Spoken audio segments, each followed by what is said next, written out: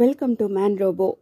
జీవితం అంటే ఒక ప్రహేళిక, జీవితం అంటే ఒక పదబంధం, జీవితం పరమార్థం, సృష్టి రహస్యం, మనిషి తత్వం, విడమర్చి చెప్పిన కథనం. బంధాలకు అనుబంధాలకు బందీ అయిన జీవితంలో తప్పొప్పులు సరిదిద్దుకునే అవకాశం మీకు వస్తే, తప్పులు సరిదిద్దుకున్నా అప్పటికే ఆలస్యమైతే, తెలుగు కన్నడ భాషల్లో పాఠకాదరణ పొందిన ప్రముఖ రచయిత విజయార్కే గారు రాసిన మిమ్మల్ని మీరు అర్థం చేసుకోండి వ్యక్తిత్వ వికాస పుస్తకంలోని ఒక అధ్యాయం ఈ కథ. మరణం మీ కళ్ళ ముందు కనిపిస్తే, దేవుడు మీరు ఎప్పుడు చనిపోతారో చెబితే, కళ్ళ ముందు మీ మరణం కనిపిస్తే మీరేం చేస్తారు? ఈ కథలో విశ్వక్సేన ఏం చేశాడు తెలుసుకోవాలంటే కథలోకి వెళ్లాల్సిందే. ఈ కథ విని మీ మరణం ఎప్పుడో మీకు తెలిస్తే భరించగలరా? అప్పుడు మీరేం చేస్తారు? మీ మానసిక పరిస్థితి ఏమిటి? మీ ఆలోచన ఎలా ఉంటుంది? కథ విని మీ కామెంట్స్ ద్వారా తెలియచేయండి. ఇక కథలకు వెళదామా? దేవుడు అతని కోరికను మన్నించి 24 గంటల ముందు అతనికి మరణం గురించి చెప్పాడు. చాలా కాలం తర్వాత భార్యను దగ్గరకు తీసుకున్నాడు. కాంతిమతికి తను చేసిన అన్యాయం గుర్తుకొచ్చి పిలిపించాడు. మరణానికి ముందు మరణ రహస్యం తెలిసాక అతని జీవితం మారిపోయింది. అతడికి దేవుడంటే విపరీతమైన భక్తి. తన సంపాదనలో 4వ భాగం దేవుడికి సమర్పించుకుంటాడు. తరచూ దేవుడికి కానుకల రూపంలో, దేవాలయాల పునరుద్ధరణ కోసం విరాళాల రూపంలో అందజేస్తూ ఉంటాడు. అతనికి వృత్తిలో నీతి నియమాలు లేవు. డబ్బు సంపాదించడమే అతని ధ్యేయం. ఎన్నో అక్రమ మార్గాల్లో సంపాదించిన డబ్బును విచ్చలవిడిగా ఖర్చు పెడుతుంటాడు. ఉదయం బయటికెళ్లిన అతడు ఏ అర్ధరాత్రో ఇంటికి వస్తూ భార్యకు డైమండ్ నెక్లెస్, పిల్లలకు ఇంపోర్టెడ్ గూడ్స్ పట్టుకొస్తాడు. అవి అందుకోవడానికి వాళ్ళు మెలకువగా ఉండరు. సాయంత్రాలు క్లబ్లో గడుపుతాడు. చాలా రాత్రుళ్ళు అందమైన కాల్ గర్ల్స్తో స్పెండ్ చేస్తాడు. ఇది అతని జీవిత విధానం. రేపటికి సంబంధించిన చింతలేని జీవితం అతనిది. అతను విశ్వక్సేన. అతనెప్పుడూ దేవుణ్ణి ఒక్కటే కోరుకుంటాడు. నీకింతగా పూజ చేస్తున్నాను, కానుకలు సమర్పించుకుంటున్నాను. నాది ఒకే ఒక కోరిక. నేను ఎప్పుడు చనిపోయేది కనీసం నాకు 24 గంటల ముందు తెలియజేయమని కోరుకున్నాడు. అతని మాటలు విని తథాస్తు దేవతలు తథాస్తు అన్నారు. దేవుడికి కూడా అతని మీద సానుభూతి కలిగింది. అతను చనిపోయే రోజు రానే వచ్చింది. దేవుడికి విశ్వక్సేన కోరిక గుర్తొచ్చింది. దేవుడు విశ్వక్సేన ముందు ప్రత్యక్షమయ్యాడు. దేవుడు అతనికి చెప్పాడు, మరో 24 గంటల్లోగా నువ్వు చనిపోతున్నావని. విశ్వక్సేన మెదడు మొద్దుబారింది. తన ముందు దేవుడు ప్రత్యక్షమయ్యాడన్న విషయాన్ని జీర్ణించుకోలేకముందే తన మరణ వార్త. డాక్టర్స్ చెప్పిన మాట కాదు, తన ఆయుష్ చూసి దేవుడు చెప్పిన మాట. ఎప్పటికైనా చనిపోతాడు అని తెలియడం వేరు, ఎప్పుడు చనిపోతాడో ఖచ్చితంగా తెలియడం వేరు. ఒక్కసారిగా అతని ప్రపంచం తలక్రిందులైంది. అతని జీవన విధానం మారిపోయింది. అంతర్మథనం, ఆత్మ వివేచన మొదలైంది. భయం, ఉదాసీనత, రకరకాల భావాలు. పొద్దున లేచి దేవుని ముందు కూర్చున్నాడు. రోజులా కాకుండా ఆ రోజు ఏకాగ్రతతో పూజించాడు. అతని చావు విషయం తెలియని భార్య ఎప్పటిలా భర్తకు టిఫిన్ పెట్టాలని ప్రయత్నిస్తోంది. మామూలుగా అయితే చిన్న కసురుతో బయటకు వెళ్ళేవాడు. కానీ ఆ రోజు అతను అలా చేయలేదు. నీళ్లు నిండిన కళ్ళతో భార్యను దగ్గరకు తీసుకున్నాడు. భార్య చేతితో తను తినే ఆఖరు టిఫిన్. భార్యను దగ్గరకు రమ్మని పిలిచాడు. తను టిఫిన్ చేస్తూ భార్యకు తినిపించాడు. ఆ సంఘటనతో భార్య ఏడ్చేసింది. పిల్లలను పిలిచి కబుర్లు చెప్పాడు. భార్య అందించిన వేడివేడి కాఫీ తాగాడు. అక్కడ్నుంచి అతను ఏ 5 స్టార్ హోటల్కు వెళ్ళలేదు. ఆఫీస్కు వెళ్ళాడు. రోజు స్టాఫ్ మీద విసుక్కునే అతనికి ఆ రోజు స్టాఫ్ మీద జాలి వేసింది. తనెందుకు వీళ్ళని విసుక్కోవాలి? రేపు చనిపోయాక తనని వాళ్ళు ఎలా తిట్టుకుంటారు? ఆ ఆలోచన అతని దృక్పథాన్ని మార్చింది. స్టాఫ్తో చక్కగా మాట్లాడాడు. లాయర్లను పిలిపించాడు. తన ఆస్తులను జాగ్రత్తగా పిల్లల పేరు మీద, భార్య పేరు మీద రాశాడు. ఇన్నాళ్ళు తనను అంటిపెట్టుకుని ఉన్న కార్మికులకు ఫ్యాక్టరీలో భాగస్వామ్యం కల్పించాడు. లంచ్కి స్టార్ హోటల్కి వెళ్ళలేదు రోజులా. తనకు ఉన్న కొద్ది సమయాన్ని తన భార్యతో గడపాలి. వెంటనే ఇంటికి బయలుదేరాడు. భార్యతో కలిసి పెళ్ళైన 17 ఏళ్ల తర్వాత మళ్ళా భోజనం చేశాడు. ఓ అరగంట కునుకు తీయాలి అనుకున్నాడు. శాశ్వతంగా నిద్రపోయే తను ఆ అరగంట వృధా చేసుకోవాలని అనుకోలేదు. అతనికి తన మామగారు గుర్తొచ్చారు.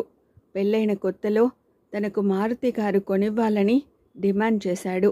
ఆ విషయంలో గొడవచ్చి వాళ్లతో మాటలు మానేశాడు. అంతేకాదు, భార్య కూడా తన తల్లిదండ్రులతో మాట్లాడకుండా చేశాడు. తనెంత పొరపాటు చేశాడు. వెంటనే మామగారిని పిలిచాడు. క్షమాపణలు చెప్పుకున్నాడు. వాళ్లతో కలిసి ఓ 10 నిమిషాలు గడిపాడు. అది చూసి అతని భార్య పొంగిపోయింది. భర్తను హత్తుకుంది. క్షణికమైన జీవితం కోసం తను చేసిన పొరపాటు ఏమిటో తెలిసింది. భార్యకు పుట్టింటి ఆనందాన్ని దూరం చేశాడు. తన మీద తనకు కోపం వచ్చింది. అతనికి చిన్ననాటి స్నేహితులు గుర్తొచ్చారు. వాళ్ల స్థాయి తనకు తగింది కాదని నిర్లక్ష్యం చేస్తూ వచ్చాడు. ఇప్పుడతనికి ఆ నిర్లక్ష్య భావం లేదు. అంతా మనవాళ్లే, చిన్నప్పటి నేస్తాలు వాళ్ళు. ఆఘమేఘాల మీద వారిని రప్పించాడు. కొద్దిసేపు వారితో చిన్నప్పటి అనుభవాలు పంచుకుని తన గుర్తుగా అందరికీ బహుమతులిచ్చాడు. సమయం గడుస్తున్న కొద్దీ అతనిలో ఉద్వేగం, భయం. సాయంత్రం క్లబ్బుకు వెళ్ళలేదు. అతనికి తన శత్రువులు గుర్తొచ్చారు. నిజానికి వాళ్ళు తన శత్రువులు కాదు, వ్యాపారపరమైన ప్రత్యర్థులు. ఈ శత్రుత్వం వల్ల తనేం సాధించాడు? అనుక్షణం వాళ్ళని ఎలా దెబ్బతీయాలా అని తను ఆలోచించాడు. వాళ్ళు తనని ఎలా దెబ్బతీస్తారేమోనని తను టెన్షన్ పడుతూ వచ్చాడు. వెంటనే వాళ్ళని పిలిపించాడు. తన వల్ల ఏదైనా పొరపాటు జరిగితే సహృదయంతో మన్నించమని చెప్పాడు. ఇప్పుడు అతనికి శత్రువులు లేరు. అతనికిప్పుడు ప్రశాంతంగా ఉంది. సడన్గా అతనికి కాంతిమతి గుర్తొచ్చింది. తను ఆమెను ప్రేమించాడు. తన వల్ల గర్భవతి అయింది. అదే సమయంలో ఎక్కువ కట్నంతో సంబంధం రావడంతో కాంతిమతిని వదిలేశాడు. వెంటనే ఆమె ఆచూకీ కోసం క్షణాల్లో విస్తృత ఏర్పాటు చేశాడు. కాంతిమతి పెళ్లి చేసుకోలేదని, తన వల్ల కలిగిన కూతుర్ని అతి పేదరికంలో పెంచి పోషిస్తోందని తెలిసింది. తన తప్పు ఈ చివరి క్షణాల్లో సరిదిద్దుకోవాలి. దీనివల్ల తన పరువు పోవచ్చు. తను నవ్వుల పాలు కావచ్చు. నలుగురు 4 రకాలుగా అనుకోవచ్చు. అయినా సరే తను చనిపోయాక తనని కాంతిమతి తిట్టుకోకూడదు. తను సంతృప్తిగా కన్నుమూయాలి. కాంతిమతిని పిలిపించాడు. భార్యకు తను చేసిన పొరపాటు చెప్పాడు. కాంతిమతికి పుట్టిన కూతురు తన కూతురే అని చాటి చెప్పాడు. వాళ్లకు ఆర్థిక భద్రత ఏర్పాటు చేశాడు. భార్యను క్షమించమని అడిగాడు. రాత్రి కాగానే అందమైన కాల్ గర్ల్స్ అతనికి ఫోన్ చేశారు. అయినా అతను వెళ్ళలేదు. ఆ రాత్రి అతను చాలా కాలం తర్వాత భార్యతో దాంపత్య సుఖాన్ని పరిపూర్ణంగా అనుభవించాడు. విశ్వక్సేన భార్య నా భర్త ఎప్పుడూ ఇలాగే ఉండాలి అని కోరుకుంది. ఆమెకు తనివి తీరా ఏడ్వాలనిపిస్తోంది. తన భర్త తనతో ఇంత ప్రేమగా ఉండి చాలా కాలమైంది. రాత్రంతా భార్యను దగ్గరకు తీసుకునే ఉన్నాడు. చాలా కాలం తర్వాత ప్రేమతో, ఇష్టంతో కూడిన స్పర్శ అతడిని గట్టిగా చుట్టేసింది. అందులో కోరిక కన్నా ఈ క్షణాలు అపురూపం అన్న ఫీలింగ్ ఉంది. తెల్లవార్లు అతని కౌగిలిలో అలాగే ఉండిపోయింది.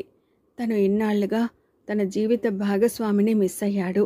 తెల్లవారుతుండగా అతను స్నానం చేసి దేవుడి ముందు మోకరిల్లాడు. అతని కళ్ళు కన్నీళ్ళని వర్షిస్తున్నాయి. ఒక్కో క్షణం తన ఆయుష్ హరించుకుపోతోంది. సమయం లేదు. క్షణాల విలువను కొలిచే, ఖరీదు కట్టే శక్తి ఎవ్వరికీ లేదు. సమయాన్ని విభజించుకోవడం ఎంత అవసరమో, కానీ అప్పటికే ఆలస్యమైంది. దేవుడా, నాకు మరో జన్మ ఇవ్వు. నేను చేసిన తప్పు సరిదిద్దుకుని కొత్త జీవితం ప్రారంభిస్తాను. నన్ను నేను అర్థం చేసుకోవడానికి మరో జన్మ కావాలి. జీవితం విలువ గుర్తించలేదు. కాలాన్ని నిర్లక్ష్యం చేశాను. నన్ను నేను అర్థం చేసుకోలేదు. చేజార్చుకున్న జీవితాన్ని పదిలపరుచుకోవడానికి మరికొంత ఆయుష్ను అడిగాడు. తన కోరికను దేవుడికి నివేదించుకోకముందే విశ్వక్సేన ఆయుష్ తీరిపోయింది. ఆ విధంగా అతని ఆయుష్ తీరేలా చేశాడు దేవుడు. మరణ రహస్యం అతనికి జీవితం అంటే ఏమిటో చెప్పింది. కానీ అతని ఆయుష్ను తెచ్చివ్వలేదు. అది దేవరహస్యం. మరణం అనివార్యమే, కానీ మరణం ఎప్పుడో తెలిస్తే తప్ప మనిషిలో మార్పు రాదా? విశ్వక్సేనకు దేవుడు అతని ఆయుష్ను పొడిగించి ఉంటే విశ్వక్సేన ఏం చేసేవాడు? ప్రతి మనిషికి మరణం ఎప్పుడో తెలిస్తే పరిస్థితి ఎలా ఉంటుంది? మీరే దేవుడైతే ఏం చేస్తారు? దేవుడు మీ ముందు కనిపించి మీ మరణం ఎప్పుడో చెబితే విని తట్టుకోగలరా? ఇది శేష ప్రశ్న, భేతాల ప్రశ్న.